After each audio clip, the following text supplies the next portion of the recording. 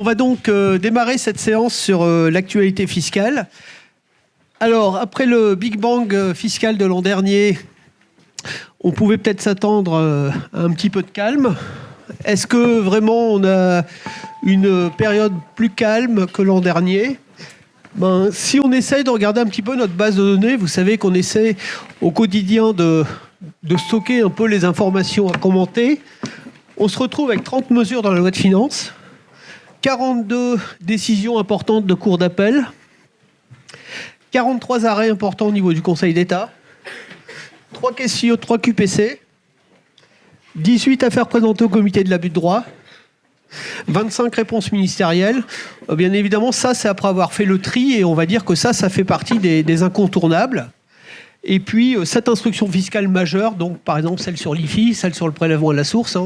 Vous savez que ce sont des instructions de plusieurs centaines de pages. Donc, vous avez bien compris que cet après-midi, dans le temps qui nous est imparti, on ne vous parlera que de la partie consacrée à l'actualité législative, et on sera sélectif, bien évidemment, là-dessus. Donc, aménagement du PASS, aménagement du PFU, changement pour l'IFI, réforme profonde du trail transmission, sur lequel on ne va pas revenir parce que notre ami Jean-François vous en a parlé dans le détail ce matin. Nombreuses mesures qui concernent la fiscalité internationale, aménagement, prorogation des dispositifs de défiscalisation immobilière, opération d'apport-cession, clause anti-abus en matière d'IS, nouvelle définition de l'abus de droit, modalités de passage de l'IR à l'IS sur lesquelles on a également des modifications, mais on peut y revenir. C'est dans les deux sens, effectivement. On est bien d'accord que vous allez voir que la question est extrêmement sensible, effectivement. Bon, plus jurisprudence, doctrine et comité de l'abus de droit, vous voyez que donc on a un programme qui potentiellement est extrêmement chargé. J'en profite pour vous dire que si vous voulez creuser, notamment sur la partie jurisprudentielle doctrinale, on organise, comme chaque année, donc le 6 mars, ici sur Paris, une demi-journée sur laquelle on aura l'occasion de revenir un peu plus sur les mesures autres que celles issues directement de la loi de finances, notamment tout ce qui est doctrinal, jurisprudentiel. Alors, premier thème, on ne s'y attendait pas vraiment, c'est arrivé par voie d'amendement.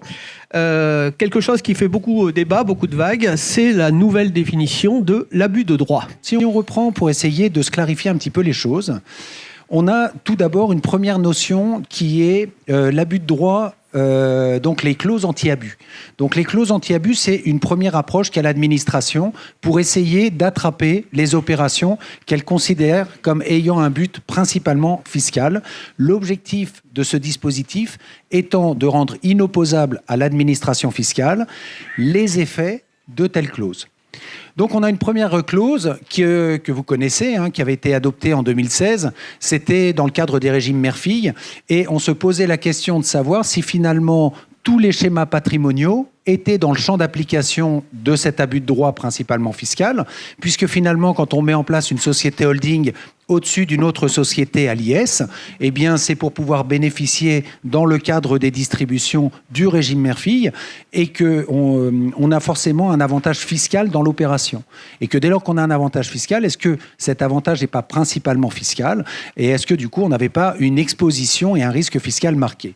L'administration, assez rapidement, parce qu'on a passé quelques mois où on était particulièrement inquiet en se demandant si finalement tous les schémas, puisqu'on parle de patrimoine aujourd'hui, tous les schémas patrimoniaux dans lesquels j'avais une société mère, une société fille LIS, si finalement, est-ce que tous les schémas patrimoniaux étaient exposés à ce risque d'abus de droit ?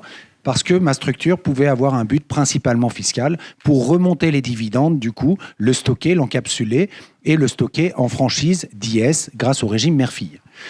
Et l'administration a répondu en expliquant que non, dès lors que j'avais des motifs économiques, eh bien, finalement, je pouvais échapper à ce risque d'abus de droit.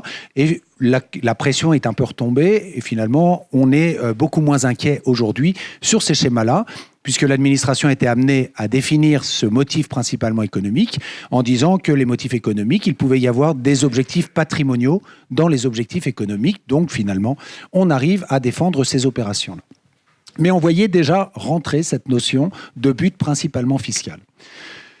Désormais, on a une clause qui est beaucoup plus large, puisqu'elle vise, cette clause anti-abus, non pas seulement le régime mère-fille, mais elle vise tout l'IS.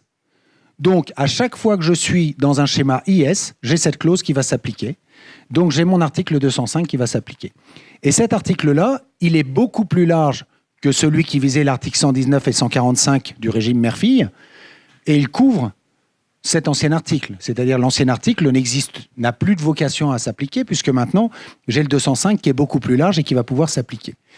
La question, c'est donc, dans quel cas va-t-on se trouver dans le cadre de l'article 205 et quelles sont les problématiques que ça va soulever? Donc, ce que nous dit l'article 205A, c'est l'administration peut écarter les actes conclus dans un acte principalement fiscal. L'approche, c'est la même approche que celle qu'on avait dans le régime mère-fille, c'est-à-dire que, en principe, le dispositif permet à l'administration d'écarter une disposition ou un schéma qui a été mis en place dès lors qu'il procure un avantage qui est principalement fiscal, apprécié au regard des autres avantages. Lorsque je vais être dans la structure à l'IS, je vais avant tout regarder des avantages de nature économique. Donc on est dans une clause anti-abus. On devrait avoir probablement, et c'est ce que dit l'administration fiscale, une définition qui se rapproche de celle qu'on avait dans le cadre du régime mère-fille, c'est-à-dire qu'on va analyser les objectifs économiques autres que l'avantage fiscal pour voir si finalement l'objectif est principalement fiscal. D'accord ? Donc on voit un premier développement de l'abus de droit qui, du coup, va atteindre plus largement les opérations qu'il ne l'atteignait jusqu'à présent. À côté de ça, on a toujours, bien sûr, notre régime d'abus de droit classique, le L64, qu'on a toujours connu et qui a été précisé par la jurisprudence au fur et à mesure. Je vous rappelle le L64. Dans le L64, dans la notion d'abus de droit qui, elle, s'applique à tous les impôts, dans l'abus de droit, on a deux branches alternatives.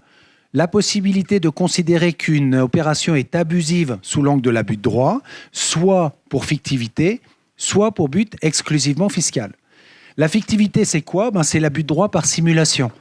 Par exemple, je dis, j'ai un bien qui vaut 1 million, je le vends à mon neveu pour 100 000 euros. Clairement, j'ai présenté un acte qui est une vente, mais en réalité, c'est une donation. Donc, c'est fictif. Donc, j'ai un abus de droit par fictivité. À côté de ça, j'ai le but exclusivement fiscal. Qu'est-ce que c'est que le but exclusivement fiscal ? Eh bien, c'est lorsque je n'ai pas d'autre intérêt dans l'opération que de tirer un avantage fiscal. Donc, dès lors que je pouvais montrer un autre intérêt qu'un intérêt fiscal, eh bien, j'échappais, en fait, à mon risque d'abus de droit. Donc, on avait un environnement qui, finalement, était assez bien circonscrit et un risque pour le contribuable qui, finalement, était assez limité, comme on a pu le voir au cours des dernières années. On rappelle que quand on est dans le champ de l'abus de droit, la sanction, elle est lourde, puisque non seulement on prend l'impôt auquel on a échappé grâce à la mesure qu'on avait mise en place, mais en plus, on prend une pénalité de 80%, pénalité qui peut être ramenée à 40%, lorsqu'il n'est pas établi que le contribuable a eu l'initiative principale du ou des actes constitutifs de l'abus de droit, où on a été le principal bénéficiaire. D'accord ? Ça, c'est le champ de l'abus de droit classique. Celui-là, il n'a pas changé. Il est maintenu tel quel. Il continue à s'appliquer. Et la nouveauté, c'est qu'on nous a inséré un L64A, que j'appelle l'abus de droit vicieux. J'ai une seule des deux branches. Alors là aussi, pour s'y retrouver, c'est pour ça qu'on essaie d'être juste un peu pédagogique là-dedans, c'est que dans l'abus de droit classique, on a deux branches. La fictivité, le but exclusivement fiscal. Dans l'abus de droit vicieux, on a une seule branche, c'est-à-dire c'est uniquement le but fiscal. Mais ce n'est pas le but exclusivement fiscal, c'est le but principalement fiscal. Et c'est là que les problèmes commencent. Parce que le but principalement fiscal, finalement, qu'est-ce que ça va être ? Alors on est déjà surpris effectivement que le texte ait pu être voté, on est surpris qu'il y ait eu aussi peu de débats, et on est encore plus surpris qu'il n'y ait pas eu de recours devant le Conseil constitutionnel, alors même qu'un texte qui était rédigé de manière très très proche en 2013 avait été retoqué par le Conseil constitutionnel. Donc il se passe des choses, c'est quand même surprenant, mais toujours est-il que le texte aujourd'hui, il a été voté tel quel. Un des reproches qui avait été fait à l'ancien texte en 2013, c'était qu'il prévoyait qu'il y avait les pénalités de l'abus de droit de 80%, qui s'appliquait de manière automatique lorsqu'on était dans la procédure de l'abus de droit, y compris quand le but était principalement fiscal. Et le texte a été retoqué, pas uniquement pour ça, mais notamment pour cela. Dans le nouveau texte, on n'a pas cette automaticité. Donc, ce que nous dit le législateur fiscal, c'est on peut se contenter d'un but principalement fiscal pour redresser l'opération, c'est-à-dire pour éviter qu'elle produise des effets sur le plan fiscal et finalement conduire à la taxation comme si le schéma n'avait pas été mis en place, parce qu'il n'y a pas de pénalité lourde dans cette hypothèse-là. En réalité, quand on dit qu'il n'y a pas de pénalité lourde, on est dans une situation dans laquelle l'administration fiscale nous dit qu'il y a un but principalement fiscal, et elle dispose de l'arsenal de droit commun, c'est-à-dire les deux dispositifs classiques, c'est-à-dire 40% pour manquement délibéré ou 80% pour manœuvre frauduleuse. Autant vous dire que j'imagine mal l'administration redressée sur le fondement du L64A, c'est-à-dire le but principalement fiscal, sans essayer de mettre en plus une pénalité à 40 ou 80. Donc la question de la garantie du contribuable, là très clairement, elle n'est pas du tout respectée. Donc on aurait dû logiquement avoir, si le Conseil constitutionnel avait été saisi, probablement la même réponse, mais malheureusement, il n'a pas été saisi. Du coup, aujourd'hui, qu'est-ce qu'on a ? Jusqu'à présent, on avait le but exclusivement fiscal. Désormais, on a le but principalement fiscal. Dans le but exclusivement fiscal, je rappelle qu'on peut attaquer sur deux fondements, la fictivité et la fraude à la loi. La fictivité, c'est la simulation. Je présente une fausse opération. Et la fraude à la loi, c'est le but exclusivement fiscal. Dans le nouvel article, l'extension que l'on a, le L64A, on n'a pas la branche de la fictivité. On ne peut attaquer sur le but principalement, on ne peut attaquer que sur le but principalement fiscal. Et dans le cadre du but principalement fiscal, eh bien, on n'a pas les pénalités automatiques, mais on a bien les pénalités de droit commun qui peuvent s'appliquer, qui sont à 40%, manquement délibéré, ou 80%, manœuvre frauduleuse.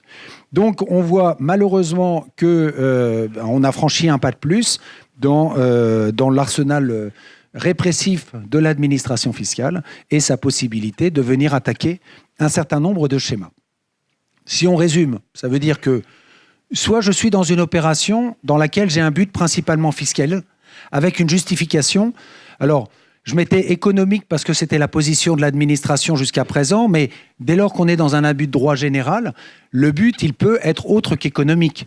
C'est-à-dire que si on parle d'un but psychologique, de sécurité familiale, d'entente familiale, de tranquillité, de sérénité, etc., tous les buts autres que fiscaux sont des buts qui vont être appréciés, bien évidemment, pour voir si mon but, il est principalement fiscal.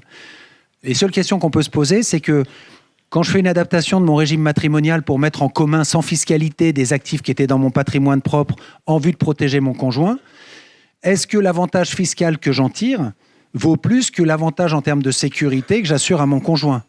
Ça vaut combien la sécurité de mon conjoint ? D'accord ? Est-ce que c'est directement proportionnel ? Comment je vais l'évaluer, etc. Et c'est là-dessus qu'on a des vraies problématiques. Parce que finalement, si vous avez un contrôleur qui vient regarder votre situation et que vous habitez à Paris ou que vous habitez à Marseille ou à Bordeaux, il conclura peut-être pas la même chose. Et si ensuite vous faites un contentieux, selon le tribunal qui va vous juger, eh bien dans un cas, vous serez peut-être dans un but principalement fiscal et dans l'autre, vous ne le serez pas. Donc typiquement, ce type de mesures, ce sont des mesures bien évidemment absurdes.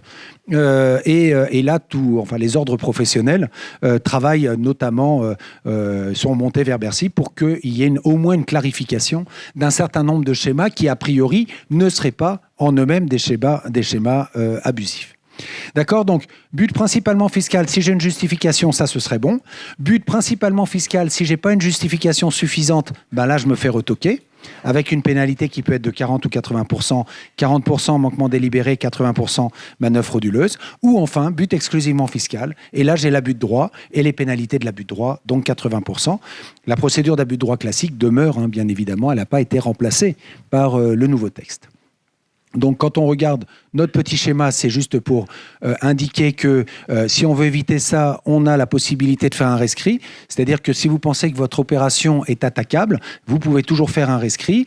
Et si l'administration n'a pas répondu dans les 6 mois, eh bien, votre opération est valide. Alors, je ne suis pas sûr qu'il y aura énormément de rescrits pour autant. Voilà. Sauf à ce que ce soit la stratégie de l'ensemble des conseils de noyer Bercy en envoyant tout le monde son petit rescrit toutes les semaines, ce qui est une autre alternative. Donc là, on a listé quelques cas dans lesquels on peut se poser la question, finalement, est-ce que j'ai de l'abus de droit parce que mon but serait principalement fiscal? Quand je fais une donation de nue propriété, surtout quand je la fais à mes enfants qui sont mes héritiers réservataires, est-ce que c'est de l'abus de droit? Alors peut-être pas, parce que en faisant cette donation, j'ai pris un engagement certain de ne jamais vendre le bien, sauf avec l'accord du nu propriétaire. Donc j'ai des arguments pour expliquer qu'effectivement, c'est pas de l'abus de droit. Mais je peux me poser la question. Quand je fais un apport cession avec soult, est-ce que je suis dans de l'abus de droit? Quand je fais une donation de titre avant une cession, pourquoi j'ai fait ma donation avant la cession? Ce serait pas pour purger les plus-values? C'est pas exclu, d'accord? J'aurais pu la faire après. Alors l'abus de droit ne veut pas dire que je suis obligé à compter du 1er janvier 2020, puisque c'est sa date d'application. Je ne suis pas obligé de devenir idiot à partir du 1er janvier 2020. Mais on aimerait mieux quand même qu'on nous le rappelle, d'accord? Vous savez qu'on a une jurisprudence constante, Conseil d'État, Cour de cassation et Cour de justice européenne, qui nous dit qu'entre deux solutions légales, on peut choisir la moins taxée. Est-ce que ce sera toujours le cas au regard du L64? Ah, on l'espère. Enfin, ce serait souhaitable.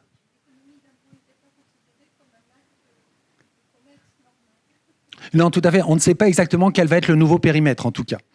Le démembrement sur l'immobilier d'entreprise, le changement de régime fiscal. Quand je fais une option à l'IS, finalement, est-ce que je ne suis pas en train de faire de l'abus de droit? Quand je fais une réduction de capital pour récupérer de l'argent moins taxé que si je faisais une distribution.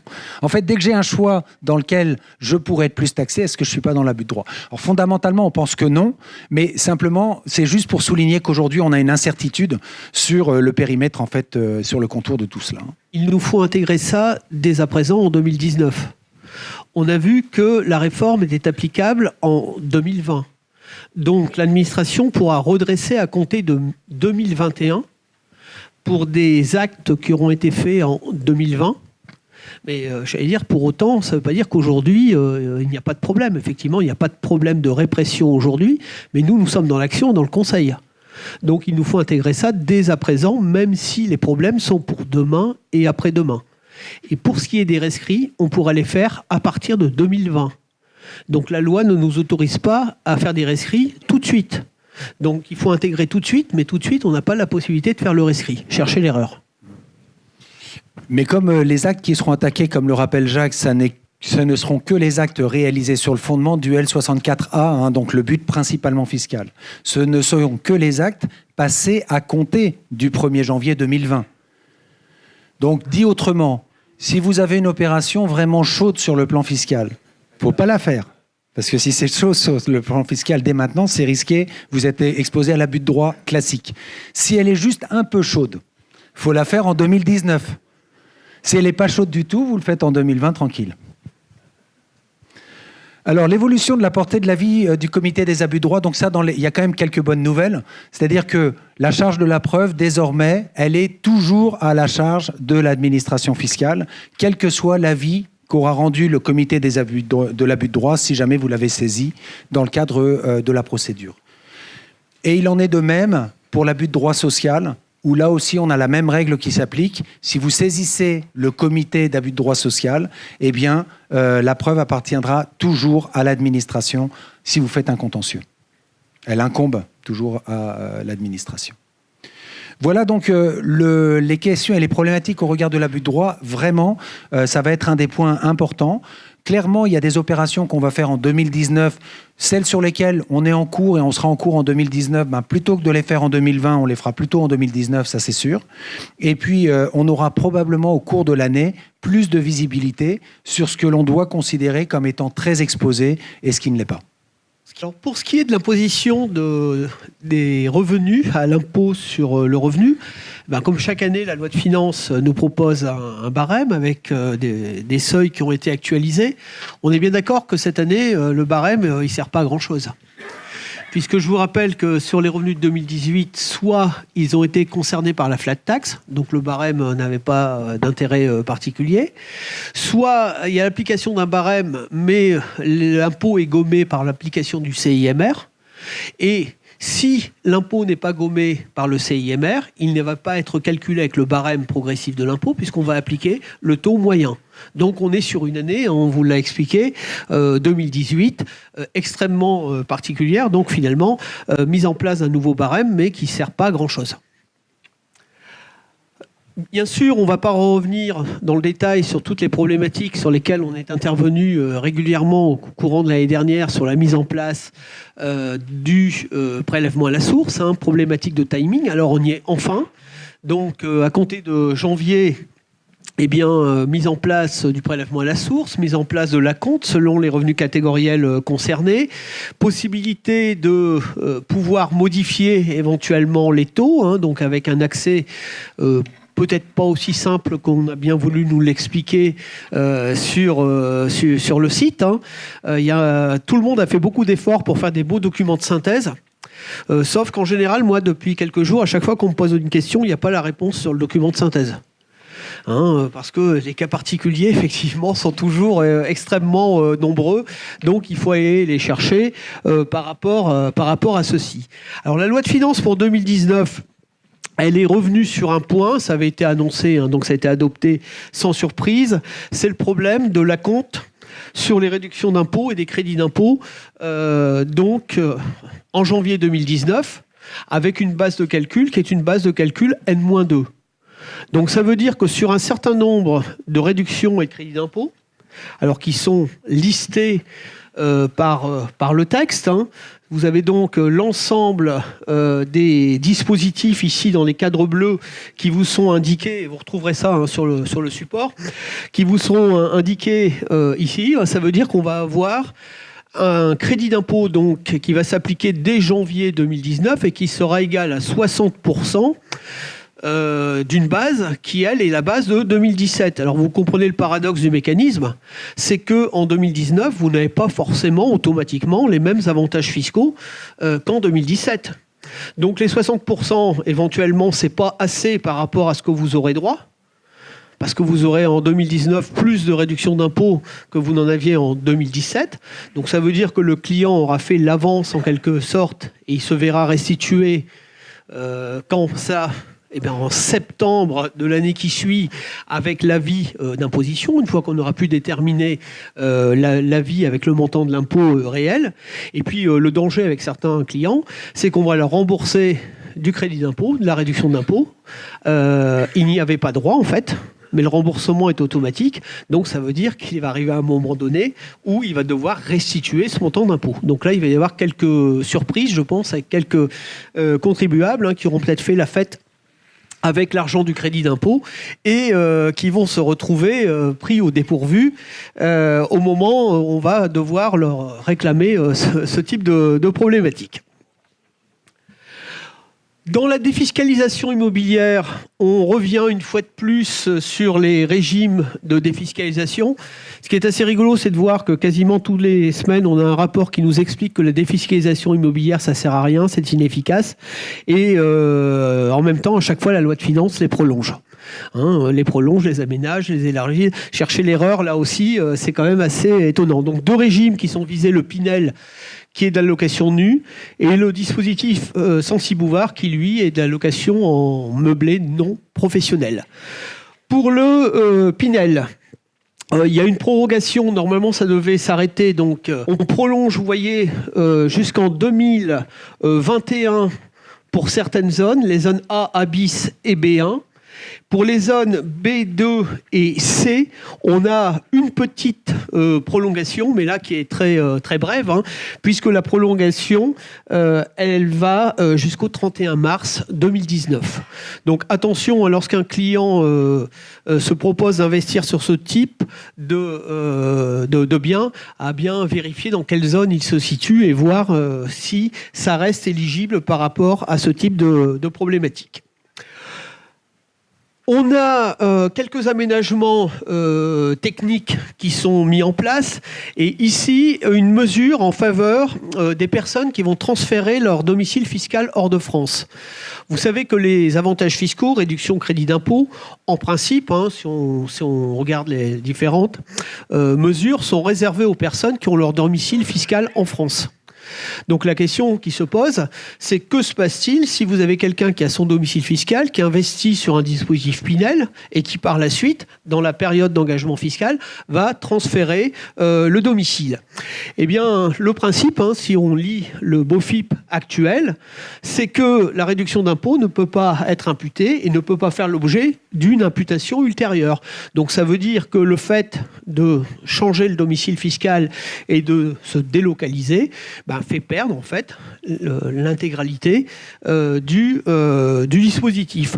La loi de finances nous dit, on assouplit très fortement le régime, c'est-à-dire que on va pouvoir continuer à imputer sous forme de réduction d'impôt le Pinel, la réduction d'impôt Pinel, sur les impôts qui seront dus dans le cadre d'un régime qui est un régime applicable à des personnes qui ne sont plus résidentes fiscales françaises.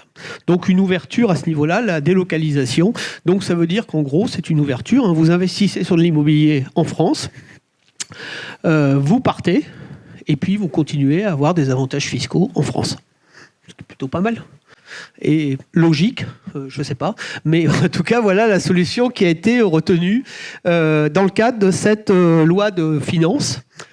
Pour le Censi-Bouvard, prolongation également jusqu'en 2021. Donc, il nous avait promis juré l'année dernière que c'était la dernière année après 2 prolongations. Eh bien non, non seulement on prolonge, mais cette fois on prolonge de 3 années dans ce mécanisme-là. Donc voilà sur la partie impôt sur le revenu et sur les régimes de défiscalisation. Je vais repasser la parole à Pascal. Alors on voit que dans l'ensemble des mesures, en fait, on tient beaucoup plus compte aujourd'hui du volet international et on veut faire de la France en fait un pays plus attractif dans lequel les gens peuvent venir et repartir sans avoir en fait des sanctions lourdes au moment où ils quittent la France. Alors l'épisode Gilets jaunes n'a pas arrangé les choses, ça c'est sûr. Malgré tout, on a quelques mesures dans la loi de finances qui vont dans le bon sens. Première mesure, les impatriés, le régime des impatriés. Donc le régime des impatriés, en fait, le principe, c'est lorsqu'on va recruter quelqu'un à l'étranger, il peut bénéficier d'une prime d'impatriation qui, elle, sera exonérée d'impôt sur le revenu. On a un principe général, c'est l'exonération de cette prime d'impatriation sur la base du réel. Et on a une mesure dérogatoire qui est la possibilité de bénéficier d'une exonération forfaitaire égale à 30% en fait, de la rémunération. Mais ça va s'appliquer uniquement pour les personnes qui sont recrutées directement à l'étranger par l'entreprise française. On a une deuxième réforme qui, elle, est assez emblématique. On revient un peu sur le régime de l'exit tax. Vous savez que dans le cadre de l'exit tax, on avait eu une première réforme qui prévoyait une fiscalité.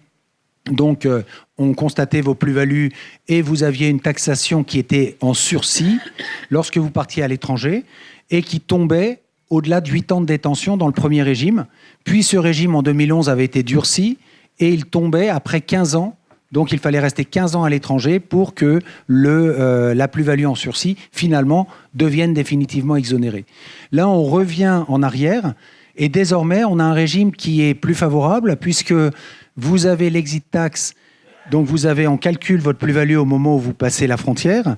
Mais cette plus-value, si vous êtes dans un pays européen, vous n'avez même pas de garantie à donner.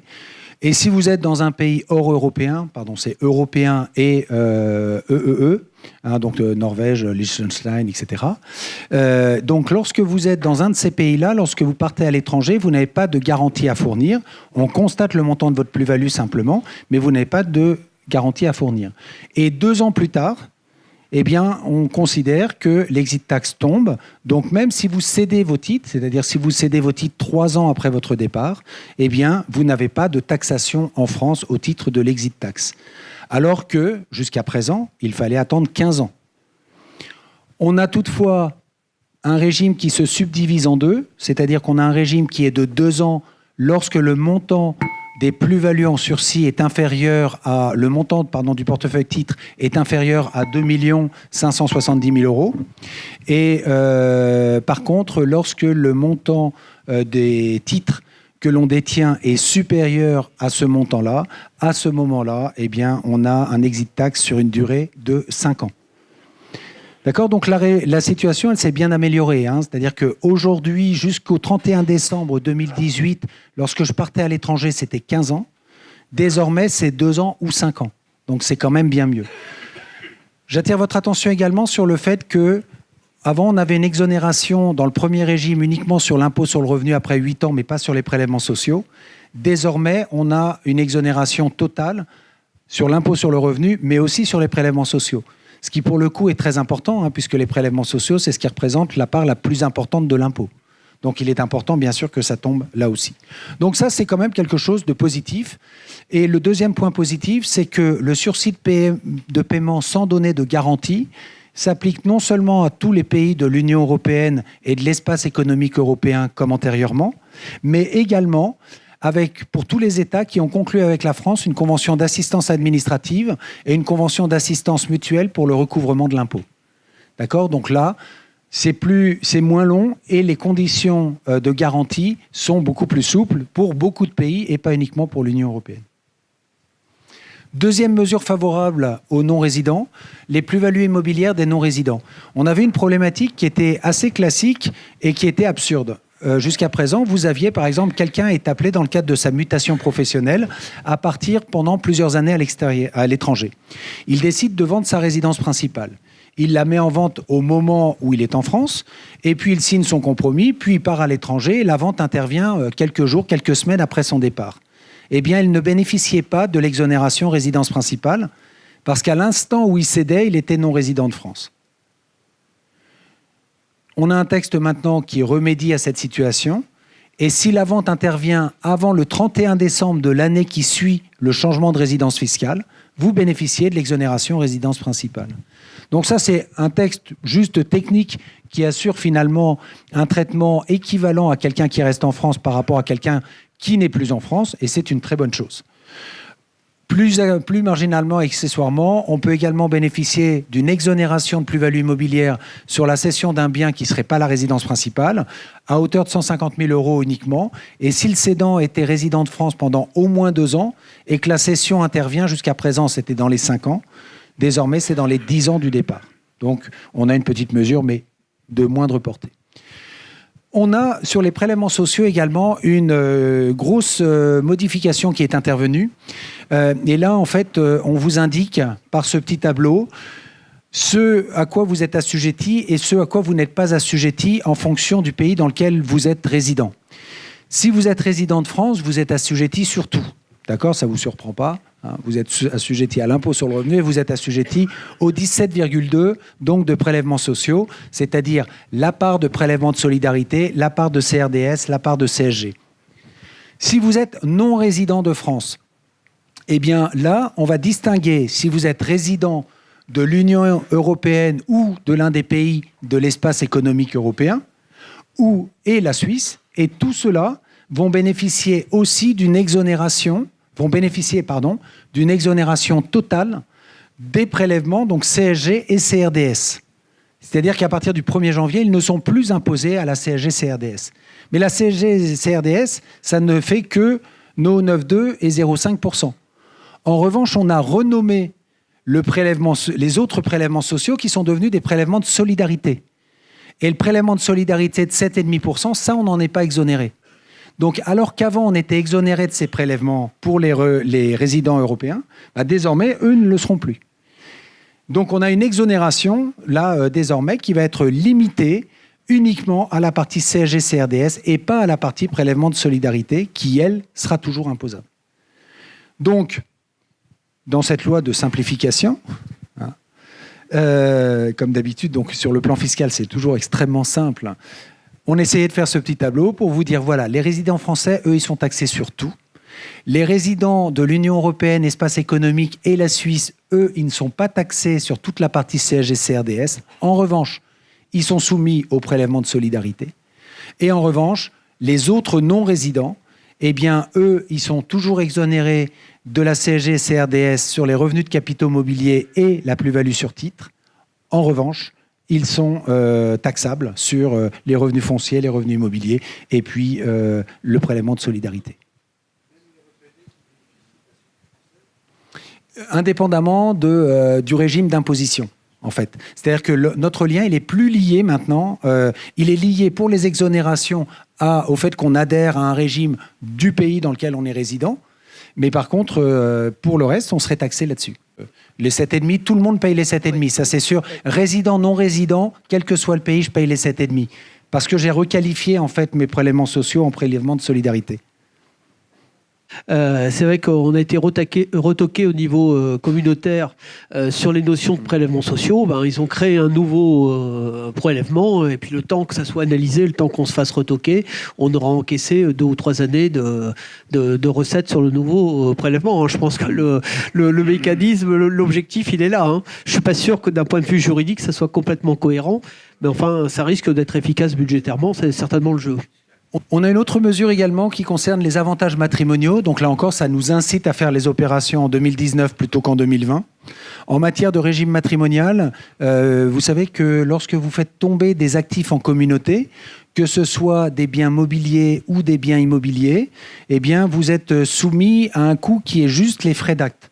C'est-à-dire que sur le plan fiscal, vous n'aurez pas de fiscalité, vous aurez juste des frais d'acte, et les frais d'acte, c'est 0,35% de la valeur des biens mobilier, et 0,45% sur les biens immobiliers parce que c'est les 0,35% de frais d'acte plus 0,1% de contribution sur immobilière, de sécurité immobilière, la CSI.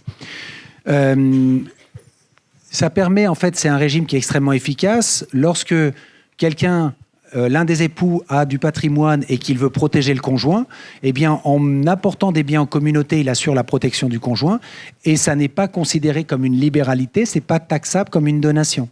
Ça va être simplement, le coût va être de 0,35 ou 0,45. Ce que nous dit le texte de la loi de finances, c'est pour l'année 2019, ce sera la même chose. En revanche, à partir du 1er janvier 2020, vous aurez à payer en plus la taxe de publicité foncière, c'est-à-dire les 0,715. Donc, si vous apportez, à partir du 1er janvier 2020, des biens mobiliers dans le patrimoine commun, si vous faites un apport en communauté de biens mobiliers, c'est le même coût qu'avant, 0,35%. Si par contre vous apportez des biens immobiliers, eh bien c'est le 0,35 plus 0,1 plus 0,715, ça vous fait 1,06%. Alors qu'aujourd'hui, c'est 0,45%. Donc on va avoir, en fait, ça va être une augmentation du coût. Donc en clair, les gens qui veulent changer de régime, il faut qu'ils le fassent, qu'ils signent les actes avant le 31 décembre 2019, plutôt qu'après, parce qu'après, ça leur coûte plus cher. Bon, même plus cher, pour le coup, c'est pas encore très cher. L'IFI et l'ISF. Alors, l'IFI, donc, qu'on a vu arriver pour la première fois en 2018. Et je vous rappelle que la grande difficulté, pour bien s'y retrouver dans les textes en matière de passif d'IFI, c'est de distinguer 2 familles de passifs. Le passif du redevable de l'IFI. Et ensuite, lorsqu'on travaille sur des biens qui sont détenus au travers de sociétés qui font partie de l'actif taxable à l'IFI, c'est le passif donc à prendre en compte pour valoriser les titres que l'on déclare à l'actif de l'IFI. Donc il y a 2 types de passifs.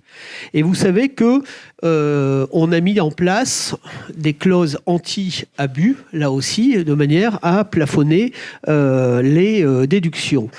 Alors, il y avait quelques petites incohérences dans les textes de l'an dernier, et on se rendait compte qu'il y avait un traitement, c'est ce qu'on vous avait expliqué, qui était toujours plus favorable lorsqu'on détenait un bien indirectement au travers d'une société versus une détention en matière directe. Vous allez voir qu'ils sont venus corriger un certain nombre de points dans le cadre de la loi de finances pour 2019. Il n'en demeure pas moins que la conclusion restera la même, c'est-à-dire que la détention indirecte au travers d'une société restera toujours favorable, peut-être un peu moins qu'elle ne l'était à la fin de l'année 2018 avant l'adoption de la loi de finances, mais globalement, cela va rester quand même assez favorable. Au niveau des clauses anti-abus, on nous explique qu'on ne peut pas tenir compte au niveau de l'IFI des dettes contractées directement ou indirectement auprès du contribuable d'un membre de son foyer fiscal ou de son groupe familial ou d'une société qu'il contrôle.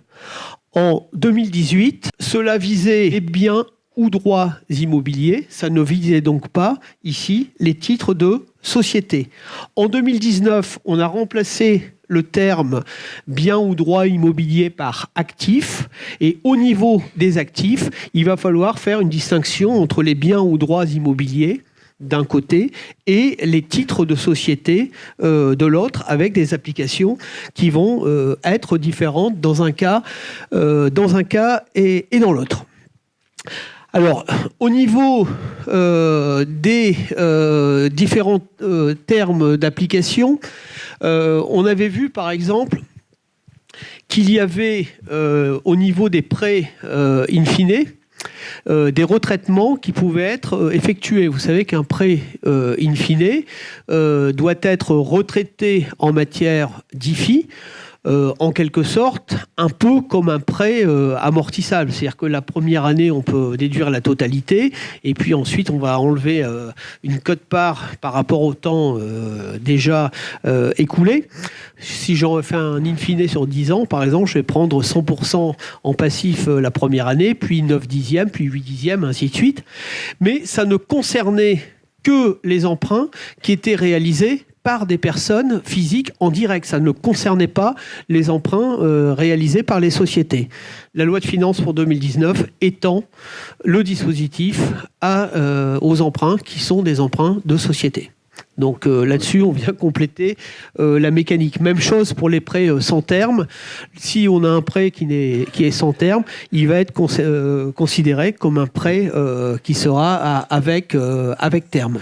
Et pour autant, ce qui est très intéressant, c'est qu'en ayant étendu la mesure du prêt in fine aux sociétés, on arrive en fait à une situation qui est un petit peu absurde parce que le législateur fiscal a vu que la moitié du trou. Je vous l'illustre.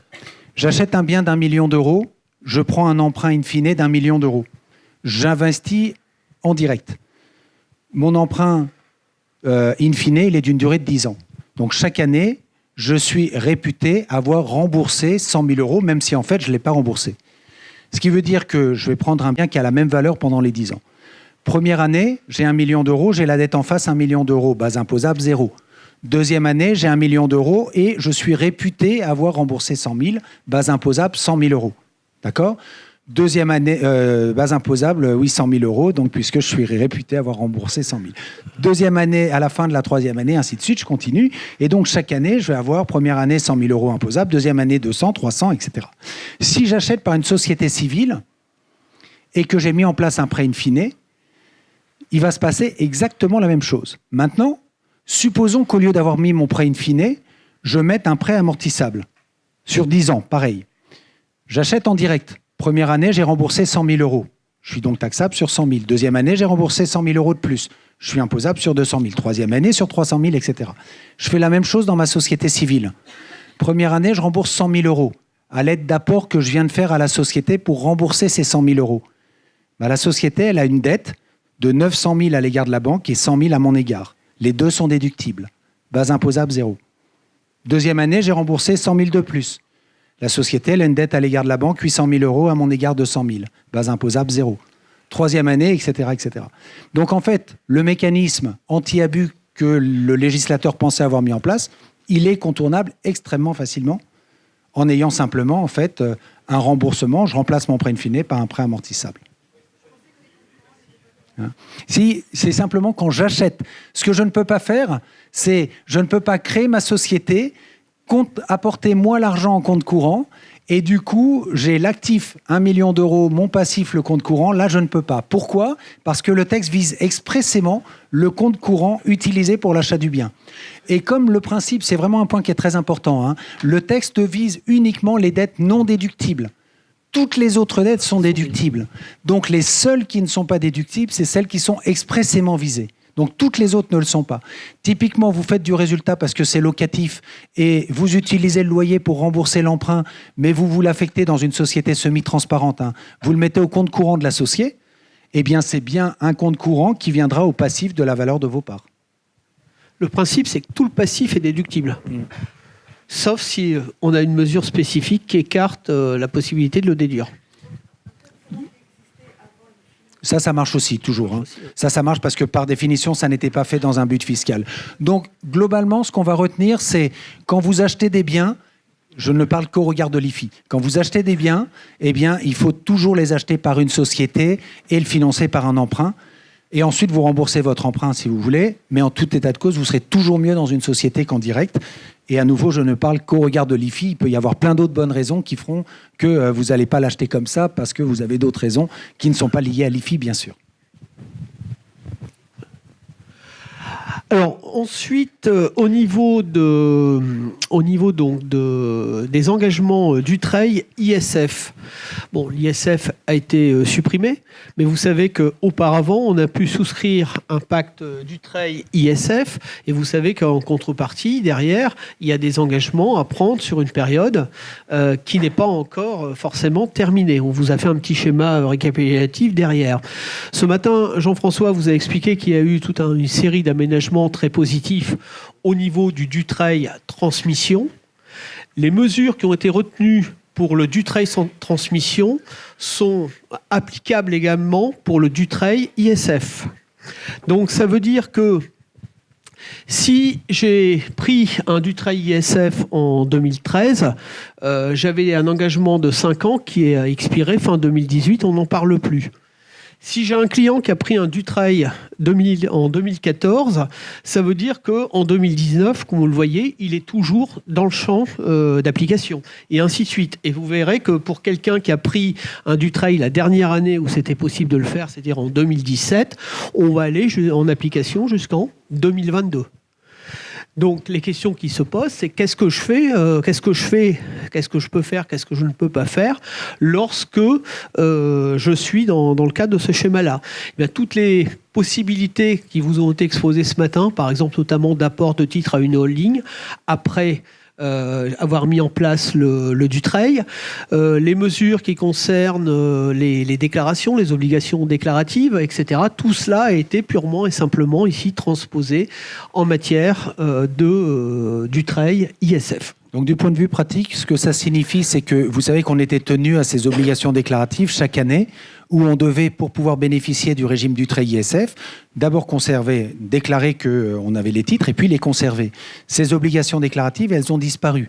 Vous savez que le non-respect des obligations déclaratives pouvait être sanctionné par la remise en cause du régime de faveur. Comme je n'ai plus d'obligations déclaratives, je n'ai plus de risque de remise en cause du régime de faveur. Pour reprendre une illustration, supposons que j'avais invoqué un Dutreil en 2016, supposons qu'en 2019, je fasse un apport en société, alors même qu'il n'y a plus d'ISF en 2019, le fait qu'en 2019, je fasse une opération qui ne respecte pas l'engagement de 6 ans de conserver mes titres, puisque je les ai apportés à une société, remettait en cause le Dutreil. Dès lors qu'on a le dispositif qui a assoupli un certain nombre de mesures en Dutreil, si je fais une opération en 2019 qui ne remet pas en cause le Dutreil sous l'angle de la transmission, ça n'est pas remis en cause non plus sous l'angle de l'ISF. C'est ça que ça signifie. D'accord ? Donc, j'ai moins de cas de remise en cause désormais en matière de Dutreil ISF grâce aux aménagements qui ont été faits en matière de Dutreil transmission. Il reste quand même, petite précision, l'attestation au terme de la période. Celle-là, bien sûr, elle est toujours. Et puis, faites attention, le fait d'être dispensé de produire spontanément chaque année une attestation ne nous dispense pas de répondre à l'administration qui nous demanderait en cours de route d'en produire une. Donc, encore une fois, c'est vrai que l'attestation, c'était aussi peut-être en pratique, certes, une contrainte administrative extrêmement lourde, mais c'était quand même aussi le prétexte d'aller checker que les conditions d'application étaient bien respectées. Le danger, peut-être, c'est que s'il n'y a plus d'attestation, on ne check plus non plus. Donc, il va falloir trouver, dans la pratique professionnelle, le juste équilibre pour checker quand même si il n'y a plus l'attestation. Je pense qu'il faudra réussir à matérialiser un lien avec le client par rapport à ces choses-là. Être dispensé de justifier n'est pas synonyme de dispenser de respecter les conditions, bien évidemment. Là-dessus, oui. Il risque d'y avoir quelques petits soucis, sinon en pratique. Et encore une fois, quand je dis ça, égoïstement, je pense surtout à nous, dans nos métiers de conseil. Dans nos obligations de conseil, clairement, il faut qu'on puisse continuer à informer les clients pendant la durée des 6 ans, dans le cadre du Dutreil ISF d'une part, mais surtout dans le cadre du Dutreil transmission, qu'ils ont toujours une obligation de conservation. Et c'est vrai que le fait qu'ils ne déclarent plus chaque année est un élément qui va leur laisser penser qu'ils n'ont plus d'obligation. En tout cas, certains d'entre eux risquent de plus y penser. Donc, je pense qu'il serait assez sage pour nous, en tant que conseil, lorsque l'on a un client qui est concerné par une opération qui a bénéficié du Dutreil, eh bien, qu'on puisse lui renvoyer un petit mot tous les ans, de manière un peu automatisée, pour être sûr qu'il l'ait gardé à l'esprit, qu'il est encore tenu par le Dutreil. Qu'on puisse lui envoyer un courrier en disant « Vous devez respecter toutes les conditions du Dutreil jusqu'à telle date ». Et tous les ans, on lui envoie ce courrier-là jusqu'à ce que la date soit dépassée. Dernier point sur l'IFI. La loi de finances pour 2019 a complété un point sur lequel effectivement on se posait depuis un an un certain nombre de questions. Alors la formulation est très rapide. On nous explique qu'en matière d'IFI, on appliquera en présence de contentieux les règles applicables en matière de droit d'enregistrement. Alors le problème, quel est-il ? Je vous rappelle qu'auparavant, on avait l'ISF et que l'ISF était un droit d'enregistrement. Alors pourquoi c'était un droit d'enregistrement ? Parce que tout simplement, c'était codifié dans le Code général des impôts, dans le chapitre droit d'enregistrement. Donc toutes les règles s'appliquaient, y compris les règles en matière de contentieux. On a décalé physiquement dans le Code général des impôts l'IFI. L'IFI, ce n'est pas un droit d'enregistrement. L'IFI, c'est une taxe diverse. On avait connu le même problème en matière d'assurance vie. Vous savez qu'en matière d'assurance vie en successoral, eh bien, si j'ai moins de 70 ans, je suis en article 990I au niveau de l'application, c'est une taxe. Alors que si on a plus de 70 ans, on est en 757B. Et 757B, lui, il est en droit d'enregistrement. Cherchez l'erreur, c'est un petit peu paradoxal. Et donc, la question était de savoir ce qui se passait en matière de contentieux, et notamment la question pratico-pratique, quelle est la juridiction compétente ? Parce que pour les droits d'enregistrement, les juridictions compétentes sont les juridictions de l'ordre judiciaire. Si demain j'ai un contentieux à faire en matière d'IFI, je saisis le tribunal administratif ou je saisis le TGI ? C'était une question sur laquelle on n'avait pas de solution pratico-pratique. La loi de finances pour 2019 nous donne la solution, puisqu'elle nous dit qu'on applique les règles des droits d'enregistrement. C'est donc l'ordre judiciaire qui sera compétent. Donc TGI, appel, cassation. À défaut de cette précision, à partir du moment où on est dans un chapitre taxes diverses, c'était tribunal administratif. Donc ça veut dire que c'est plutôt rassurant pour nous. Pourquoi ? Parce qu'on a quand même la jurisprudence de l'ordre judiciaire de l'ISF sur laquelle on peut s'appuyer sur un certain nombre de points. Si on était parti dans l'ordre administratif, là, pour le coup, on partait d'une feuille blanche. Et on sait très bien que l'ordre administratif et l'ordre judiciaire ne fonctionnent pas forcément toujours de la même manière, n'a pas forcément toujours les mêmes grands principes d'application à ce niveau-là. C'était quand même une petite incertitude. Alors, autre point important dans la loi de finances, c'est tout ce qui concerne les opérations sur le patrimoine professionnel. 2 points qu'on va traiter pour boucler ce tour d'horizon. Aménagement au niveau des opérations d'apport-cession et également ensuite problématique de changement de régime fiscal au niveau des sociétés de personnes. Alors, au niveau des opérations d'apport-cession, on vous rappelle un petit peu l'historique. Vous savez que c'est toujours très compliqué dans les dossiers des clients d'avoir les actes. Toujours très difficile avec un client qui nous passe un petit coup de fil en disant voilà, j'ai fait un apport, tu as fait l'apport quand ? Oh, vers... Bon, vous arrêtez tout de suite. Tant qu'on n'a pas l'acte avec une date précise, c'est très difficile de savoir où on est. Puisque vous savez qu'avant 2000, on était sur un report sur option, on est passé à un sursis, et ensuite, sur la dernière période, depuis novembre 2012, on est toujours sur un sursis lorsqu'on apporte à une holding qu'on ne contrôle pas, ou on est sur un report automatique lorsqu'on apporte à une holding que l'on contrôle.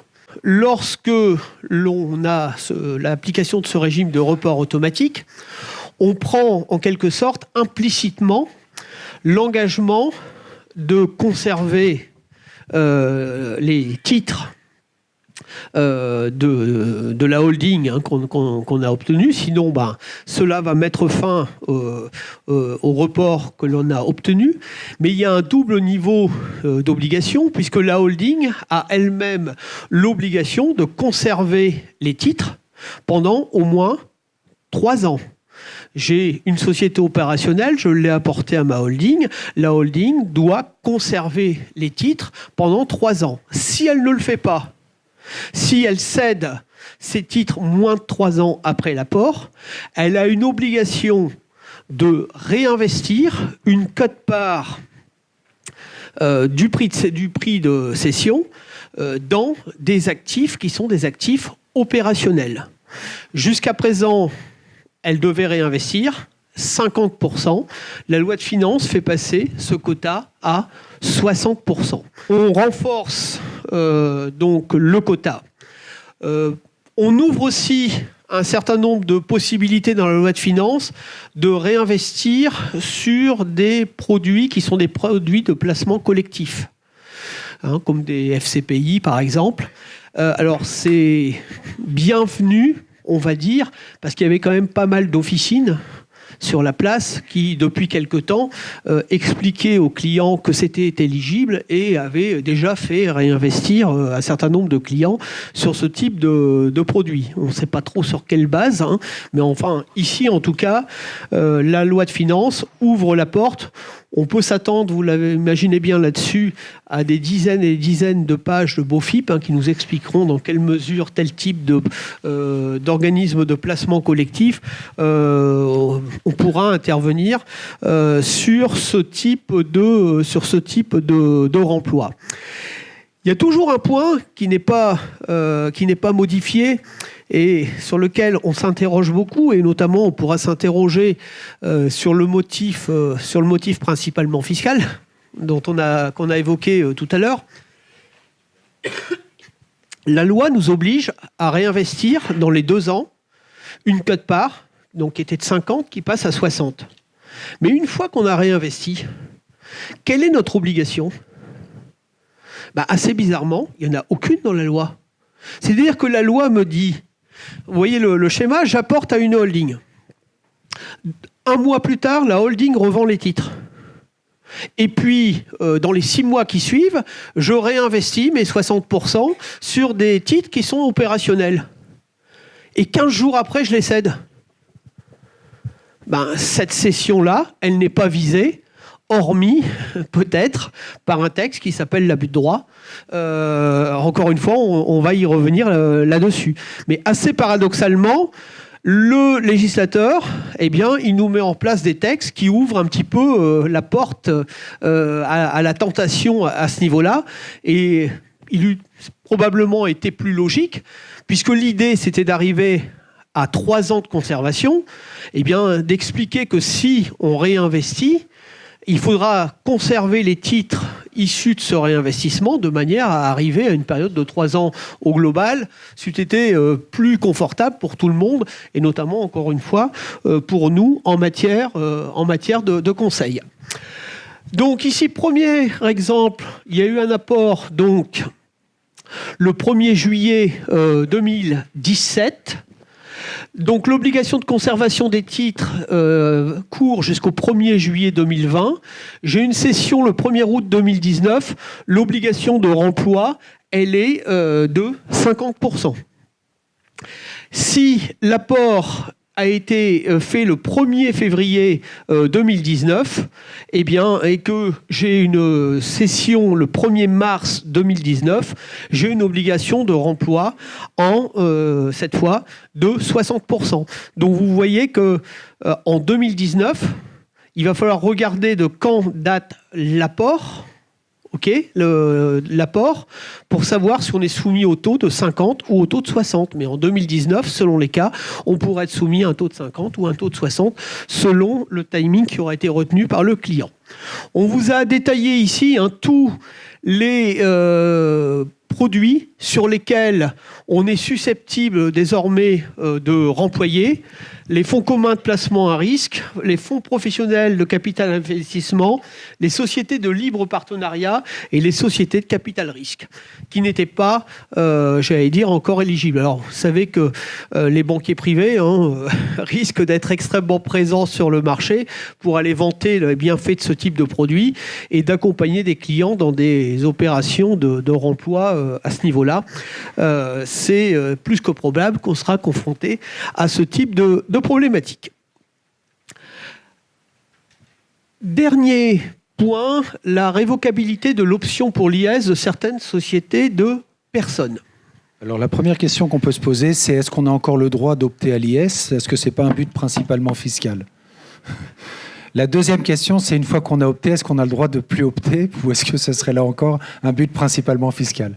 Donc, arrive un moment où effectivement, il faudra que l'administration, en tout cas, précise que dans tous les schémas qui sont expressément visés par des textes légaux, il ne peut pas y avoir de but principalement fiscal lorsque c'est l'effet direct en fait de l'option qui conduit en fait à cette situation. Donc la particularité, c'est que avant, lorsqu'on était à l'IR et qu'on optait à l'IS, on ne pouvait pas faire machine arrière. Là, la nouveauté maintenant, c'est que une fois qu'on a opté à l'IS, on va pouvoir faire machine arrière et on va pouvoir revenir à l'IR, pour autant qu'on le fasse dans un délai de 5 ans postérieurement à l'exercice de l'option à l'IS.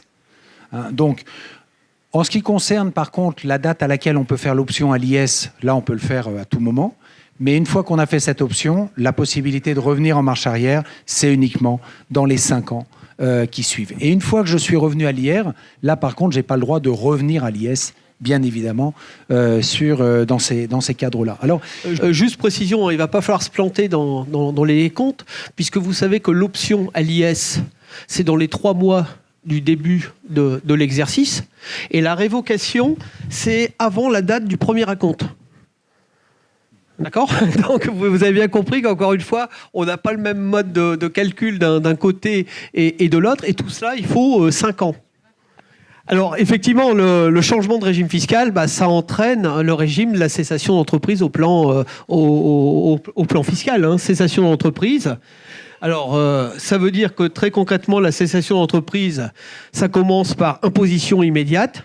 Imposition immédiate du dernier exercice, mais ça, il aurait été taxé de toute manière, des bénéfices qui étaient potentiellement en sursis, des plus-values latentes qui étaient dans l'actif social, des profits latents compris par exemple dans la valeur des stocks, et puis surtout, article 111 bis du CGI, toutes les réserves sont réputées distribuées. Donc on est bien d'accord que si vous avez des profils avec des grosses plus-values et des gros résultats qui ont été, enregistrés, l'intérêt, le calcul, il peut être assez théorique. Alors, on vous a fait un petit calcul. Ici, c'est l'hypothèse d'un immeuble qui valait 410 000 € en 2010. Il y a une option pour l'IS qui a été faite en 2015. En 2015, 2 possibilités. Soit on a taxé la plus-value, c'est-à-dire qu'au bilan de la société IS, on a repris la valeur qu'avait le bien en 2015, à savoir dans notre exemple 450 000. Soit on l'a laissé à l'ancienne valeur et on n'a pas donc taxé la plus-value. Donc impact sur la base amortissable et impact en matière de plus-value. Et cet immeuble, en 2020, il vaut 500 000. Ici, vous avez donc effectivement... Alors, on est parti, pour simplifier les calculs, on est parti en matière d'amortissement sur 80% d'amortissable. On a pris 20% de terrain et on a amorti sur 40 ans. OK, pour reprendre des paramètres relativement simples. Donc, ça veut dire que si j'ai inscrit pour la valeur de 2015, il y a une plus-value de 40 000, forcément, puisque en 2015, j'ai repris la valeur donc, de 450 000. De l'autre côté, si j'ai repris la valeur de 2010, il n'y a pas eu de plus-value brute. La VNC est impactée forcément. Et de l'autre côté, vous avez donc là-haut l'impact du passage à l'IS, et en bas, vous avez l'impact du passage à l'IR avec un taux qu'on a pris à 28% sur la totalité. Alors c'est vrai que, encore une fois, aujourd'hui, on se dit que ça, c'est quelque chose qui est intéressant, notamment si on peut le piloter. C'est-à-dire, aujourd'hui, je fais un projet d'investissement immobilier. Je sais qu'effectivement, suite à l'investissement, j'ai des frais d'acquisition qui sont importants. Je prends un emprunt amortissable, j'ai des frais d'emprunt, j'ai le gros paquet d'intérêts qui va arriver sur les premières années. Je passe tout à l'IS. Dans les 5 ans qui suivent, je change l'option fiscale. Potentiellement, la plus-value est extrêmement faible. N'allez pas faire... les calculs ne sont pas très compliqués pour voir quel est l'intérêt de l'opération. La seule question qu'on va se poser, c'est sur le dernier slide. Est-ce que ça ne serait pas un peu une opération à but principalement, voire exclusivement fiscal ? Et est-ce que le législateur ne viendrait pas nous inventer un abus de droit fiscal ? C'est-à-dire, est-ce que le texte qu'on est en train de vous commenter, c'est pas en soi un abus de droit fiscal ? Parce que quand vous combinez les deux textes, on est complètement là-dedans. Donc vous avez bien compris qu'au niveau de la cohérence, il y a encore probablement pas mal de marge de manœuvre à attendre à ce niveau-là. Donc les points à retenir de ce qu'on a évoqué, je dirais premièrement, il y a la question de l'abus de droit, et c'est clair que l'extension et cette notion de but principalement fiscal, dans le cadre en fait du nouveau L64A, c'est vraiment un premier point important qui va certainement être précisé au fur et à mesure en fait des opérations, au fur et à mesure que l'année va avancer. Ça, c'est le premier point. Le deuxième point, c'est la question de l'exit tax. Donc l'exit tax, on voit que le régime s'est assoupli et qu'il est plutôt plus favorable qu'il ne l'était auparavant, puisqu'on bénéficie d'une totale exonération après 2 ans ou 5 ans, selon la valeur en fait des titres que l'on avait au moment où on a changé de patrimoine. Le troisième point, c'est la question des prélèvements sociaux et du régime applicable aux non-résidents. Ce nouveau régime est un peu plus favorable pour certains, il est un peu moins favorable pour d'autres. Donc on a cette nouveauté, c'est les 7,5 du prélèvement de solidarité qui désormais sont taxables. Donc ça, c'est le point qui est négatif. Et par contre, le point qui est positif, c'est que pour la CSG et la CRDS, le nombre de personnes qui sont exonérées pour les revenus immobiliers et plus-values immobilières a augmenté, puisque désormais, tous ceux qui sont de l'EE et la Suisse bénéficient de l'exonération. Ensuite, en matière d'IFI, on a vu qu'il y a quelques mesures qui tendent à aligner le régime société sur le régime de détention directe. Pour autant, investir via une société et avec un emprunt reste toujours la meilleure des solutions au regard de l'IFI. Et en matière d'apport-cession, là où on avait une obligation de réinvestissement de 50%, elle passe à 60% pour tous les apports qui vont être réalisés à compter du 1er janvier 2019. Donc là, c'est les points qu'il faut vraiment qu'on retienne à l'esprit. Et enfin, cette nouveauté, cette souplesse de l'option de l'IR à l'IS et la possibilité de revenir de l'IS à l'IR, mais une seule fois, et pour autant que le but ne soit pas principalement fiscal.